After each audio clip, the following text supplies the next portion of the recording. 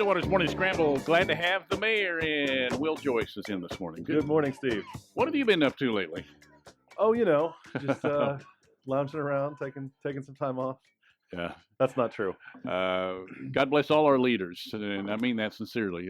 Not only here, but whether it's across the state, we're going to have State Senator Bill Coleman on about 8:40, and such a microscope and such big decisions to be made. My wife is really jealous of some of the posts she sees of other folks who have had some time off over this period, because she's a school teacher. She's a speech pathologist for the school system, so she's working online, and I have two jobs, which are both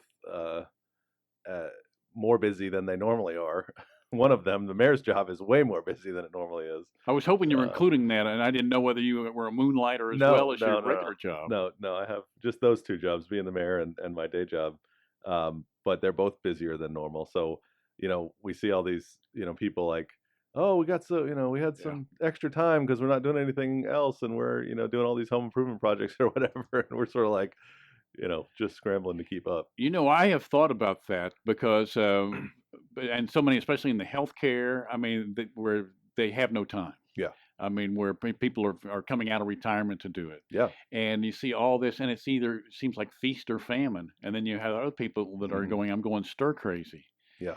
And it's such an oddity in the fact that you're either all over the place or you're just waiting this out. People's experiences with this have been so different, and I think that's a big part of why I think you see the reactions from different people to be so different, right? Because, if you have been laid off, it's a lot different experience than, if you're just working from home, and if you've got a business and it's closed down, and that's a much different experience than if you're, working at the hospital and you're doing double shifts, and, or somebody else at the hospital who's in, has been in an elective sort of field, and they haven't been busy at all. So, it's just it's a weird time with so many different people having so many different kind of experiences and reactions, and trying to figure out, how to see it in a common way is kind of difficult, because everybody is dealing with a sort of different part of it. Yeah, and when you're having to, and we're going to get to some of the guidelines that you guys put out yesterday. And by the way, Jesse Martin is online. Good morning again, Jesse. Good morning again. There he is. And you guys were visiting across the room, outside. And so if Jesse has any questions, you just butt in there, okay? Sounds great. Thanks, Steve. All right. But when we were talking about the where our lives are, it's impossible to put myself in your shoes, or vice versa. And if you're out of work, and if you don't know, and if you didn't get your unemployment yet, which a lot have, and some haven't, it's impossible to walk in their shoes. It really is, and that I think is one of the biggest lessons of all this is for all of us. Myself included. I think it's very easy to kind of get that tunnel vision of how I am experiencing this and what my experience is like in this time. But it can be very, very different from how my neighbor is experiencing it, and what they're going through, and how their job has been affected, and all that sort of thing. So trying to have that empathy and get that perspective on what other people are dealing with right now, because it's in a crisis like this. I think our we always have different experiences. Our experiences are always different than the people around us at some level, but it seems like those differences are magnified in a time like this, and it becomes even more important for us to be able to try to see the world through somebody else's eyes, or walk a little bit in their shoes, so we can be empathetic and understanding of what they're dealing with. We used a football metaphor earlier, I think, in the fact that when do you put in the bench? Yeah. When do you pull the starters? And it very much is like a football game, I think, in the fact, or any sporting event. If you sit in the crowd, nobody agrees on the plays being called, or even the people on the court or the field. Yeah. But ultimately, everybody wants the same result. They want to win. That's a good analogy, yeah. And the object is to have that empathy. It may not seem sympathetic now, it may seem harsh now, but ultimately, we're trying big picture wise to take care of everybody. Yeah, that's a good point. I think we are all on the same team. We're all pulling in the same direction. We all want the same results. But there's going to be underneath that. There's going to be a lot of disagreement and different views, and this should go this way or this should go that way, and again, it's important, just like with, although I'm being on sports talk radio. That's right. That's those differences of opinion are what makes it fun. Yeah, but you sit in the crowd. All you got, everybody's a coach. Yeah, and everybody has a right to sure. that. But only one, or maybe a few more, have to make that decision. Yep. And in this case, that's you. It is. It has been, and that's been a little bit of a different experience. I mean, being in the mayor's chair before this, there's certainly been pieces of that and decisions that have had to be made, but this has been a different level of trying to gather together all that information and try to steer the ship in a specific direction. It's a different experience for sure. Yeah. And I was talking to John Bartley yesterday, and it's odd because he used the same words that I thought of when I was driving in, because in watching all this, and we're going to get to the mask, because that seems to be a dividing line with some people. It seems to be a symbol. It seems like to me. I think so. And that was one of the things that one of the things that was really prominent in the declaration made yesterday. Where are we with the mask? And because people want to know. And by the way, I received a text from somebody just a little while ago, and there are more groups getting together and sewing. Yeah. Because we've talked about that with Paula Dennison yesterday. They still need more to take to the city. Absolutely. So let's explain what the rules are now, starting tomorrow. Okay. Yeah, we can jump in. So starting tomorrow, the shelter-in-place order that we've had in effect for the whole city expires. We will have a new shelter-in-place order pursuant to the governor's plan that just applies to vulnerable individuals, so people over the age of 65, underlying health conditions, compromised immune systems, that sort of thing. We're still asking those folks to stay home and only get out for essential errands as much as possible. For other folks, we've still got the 10-person limit on social gatherings, so that's going to apply in some limited circumstances. It won't apply to things like churches and businesses and that sort of thing that are reopening under the governor's plan. So it's a little bit modified, but we're still asking folks to avoid gathering in groups above 10 to the extent you can avoid it. Again, just to try to help slow that spread. Will we be? Do you know if we'll be having churches open on Sunday here? I don't know of any that are, but they do have that option. Sure, they would have that option. Yes. Now there are, like for any other business, there are specific rules that they need to follow around social distancing and the capacity of their facilities and that sort of thing to make sure, including the wearing of face coverings in those facilities.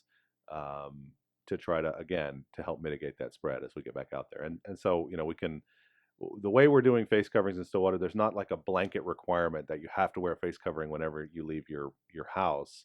What we've decided to do is say specifically with these types of businesses that are reopening and other types of businesses that have been open to the public, so Lowe's, Walmart, those kinds of things that have been open, because there's going to be so many more people out and mingling about now with these things reopening.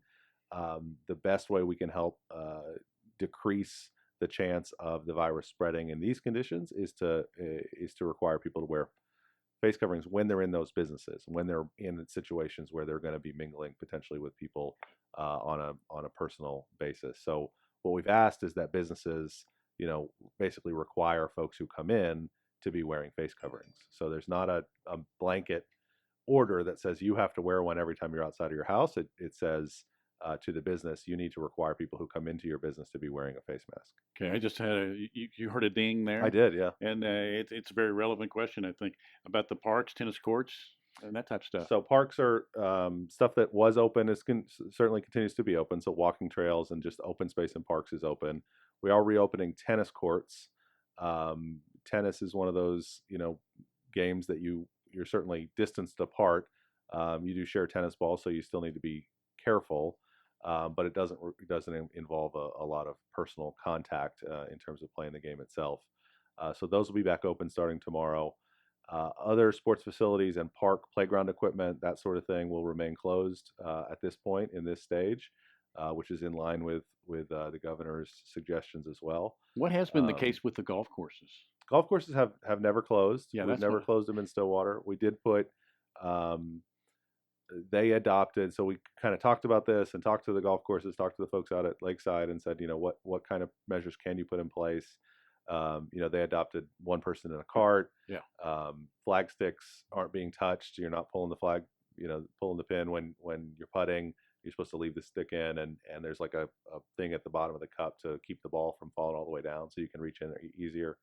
Um, they're not letting people come, only 10 people in the clubhouse at a time, no food no sit down food service, all that kind of stuff. So they instituted a lot of those same rules, and the country club adopted those as well. And so, it's interesting what you think of, because you mentioned the tennis square, and I had no squabble with shutting them down. I like to play tennis, but I'm a pretty good rule follower, and it's not my decision. And so, you always have your opinion and stuff, but I thought that was fine. And but I thought, well, you do share benches because they have those. I never thought about sharing the balls. Yeah, the ball because you do. The ball itself is the difference. Yeah.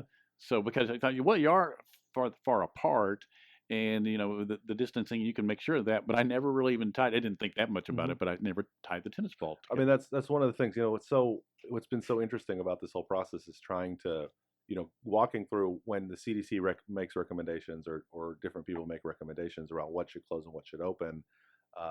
They kind of do an analysis of what is the transmission risk of this activity. Yeah. And we'll go through. In fact, there's a really good report from Johns Hopkins University and their School of Public Health on the transmission risks of certain businesses and certain activities and that sort of thing. So that talks about the intensity of the interaction that you and I might have, the duration of the interaction we might have, and then talks about how much can we mitigate all of that. Right. So if you compare a bar, where if we're sitting at a bar together, we're going to be pretty close together, most likely in normal circumstances. We're probably going to be there for an hour or more. So those are both high risk transmission issues. And in a bar, you can't, there's not a lot of ways you can make people spread out, but they're all still going to come to the bar, right? I mean, you don't generally have a lot of service out in the area. So, compared to a retail store, where if I just pass you walking by in the aisle, we're not sitting next to each other for a long period of time. We're not trying to talk to each other face to face for a long period of time. So the risks there are lower of transmission. And so you should have different rules. Right, you should look at those things a little bit differently. Yep. Jesse Martin is on the line. I don't know if you have a question or not, but feel free. I'll remind you again, you can chime in on any of these things, Jesse. So. No, my only comment I had is I think people are doing a good job with the face coverings in businesses now. And if you've been to run an essential errand and looked around, there's a high percentage of people wearing those masks. And I think it's just important to reiterate that it's the protection of others with that, right? And the first time we talked about it earlier, Steve, about wearing that face mask and wasn't as common right here in the States. And we've seen more and more of it in major metropolitan areas and airports. And you're seeing that adoption more and more in a town like Stillwater. And it's just the importance of that, not so much the protection of you, but if you do have that, because it can be unseen, that it's protecting the others there as well. So I think that's an important part of that proclamation and the message that we need to continue to drive home. Amen to all of that. That's absolutely true, and that is I think there's some misconceptions around face coverings and masks that I think a lot of people have sort of bought into. But yeah, absolutely. First and foremost, we're not asking you to wear a mask because we want to keep you from getting sick, right? I mean, a face mask, a cloth face covering is not a medical grade face mask. That's not what you're asking to do. We're not trying to keep you from catching the virus. What we're trying to do is we recognize the fact that people who are asymptomatic, who don't know they're sick, are out in the public right now and are spreading the virus and are contagious, but they don't realize it. And if all of us take responsibility for the health of our community and keeping our neighbors safe, then we will act as if we have it. And the easiest thing to do, I mean, the lowest bar, right? I mean, we've been saying stay home because we're afraid you might transmit it. Well, now we're saying, okay, you can get out to some of these places, but the easiest thing you can do if you're going to go out and do these things is wear that face covering. It keeps your personal saliva and mucus or whatever else might come out of your face accidentally or whatever. It keeps it closer to your body and reduces the likelihood that it might be transmitted to somebody else. That's the point. That is why we're asking you to do it. It's not, you don't have to be scared. You don't have to think I'm going to get sick and therefore I have to wear a mask. What we should be thinking is, I don't want to accidentally get my neighbor sick. I don't want to go to the grocery store and accidentally get the next person who comes behind me in line sick. And I may be healthy and I may be able to get over it, but they may not be. And so the point of face coverings and the point of these masks is not, oh, you need to be worried, you need to put on a mask, for your own health. It's, please don't infect someone else accidentally. It's a pretty low bar. It is not. It is not something that requires a whole lot of effort on your part to do. Face coverings can be homemade. They can be a T-shirt that you just put around your face. You don't have to wear them while you're driving in your car. You don't have to wear them when you're walking your dog around Boomer Lake. But wear them when you're in contact with other people, when you're in a place where you might transmit the disease to somebody else. That's what we're asking people to do. I don't understand folks who feel like that infringement on their personal rights somehow trumps their responsibility to help live in a society and to keep people safe. It's there are lots of rules we put in place. It's like telling people to wear a seatbelt. Yep. It is a rule that you have to wear a seatbelt when you drive a car. It's not necessarily just to protect you, although it does protect you, but it also helps keep everybody else safe in accidents, and it keeps you from being a burden on the healthcare system if you get hurt in a car accident. Don't you think that when the first stop sign went up, somebody complained that you can't tell me I have to stop? Or speed limits in general, right? Yeah. I mean, we say you can't go over 30 miles an hour. You can say, well, there's nobody else on the road. Why can't I go over 30 miles? Well, you just, it's a rule in place to help protect. We live in a society, and you have to, sometimes you follow rules that help protect society. This is not a high bar. It's not something that requires a lot of you. It is a request for you to help shoulder the responsibility of maintaining the health of our society. It won't be in place forever, but especially right now, as we're going to see more mingling over the next couple of weeks with people who have been staying home and who haven't been out much. This is the prime time where we're going to see the potential to spread, and so a face covering will help minimize that. On the website, the city's website, you have with bullet points, beauty salons and shops, training salons, pet groomers, gyms and health facilities, food services, entertainment venues, museums, churches, essential businesses, and you can click on each one of those links with the PDF there if you have any questions. Yeah, so what we try to do is kind of collect. I mean, there's the federal plan that's out there. There's the state's plan that's out there. Some of the state, like the State Board of Cosmetology, has rules out there specific to those businesses. There's restaurant associations that have rules out there. So what we try to do is kind of collect all that stuff together, take the basic requirements that we were seeing for these types of businesses in all those different places, and say, okay, we collected it all together. Here's what you have to do in Stillwater. You still may have, like, a franchise, may have rules from their franchisees that we didn't, have access to, or the denomination of your church may have, rules that we don't have access to. And if they're more strict than ours, then you should certainly follow those. But for the most part, this should kind of cover all of the rules that are out there that might apply to those types of businesses.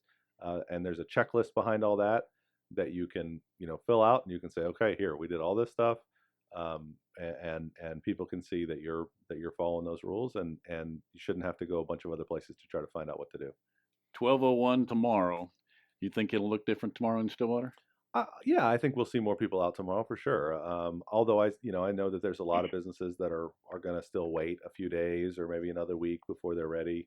I think the speed of this kind of announcing of the plan. I mean, when the governor announced his plan last Wednesday, we started working on, okay, what's that look like here, and trying to put this stuff in place to give our businesses as much time as possible to sort of be ready for what was coming. Although I think, in people I've talked to, I know Ernie from Frontier Lanes is a guest here a lot of times. I spoke to him the other day. They've been planning. They've gone out and gotten, extra ball sanitizer, sort of a machine that sanitizes the ball. They're getting some different shoe things they can do. They always, disinfect shoes after they're used, that kind of stuff. So, they've been working really hard to be ready. And I love those kinds of conversations, because in talking to Ernie, I can tell they care about the health of their patrons. They want to provide a safe experience, and they've been preparing for it. And as soon as, they kind of get all that stuff in place, but at the same time, he's going, well, we're kind of waiting for some of these supplies to come in. The cleaning supplies are they take a little while to get in, so they won't open right away. But the bowling alley will open soon, and they've put, great controls in place, right? And we actually, when we wrote our thing, we're sort of going, okay, we know they're doing this, we know they're doing this. That's all, really great. So I'm sure there's a lot of businesses in town that have done that as well. So yeah, I think people will start to get out. I think people, again, just need to be conscientious, think about the health and safety of your neighbors, and do what you can to prevent the spread. Yep.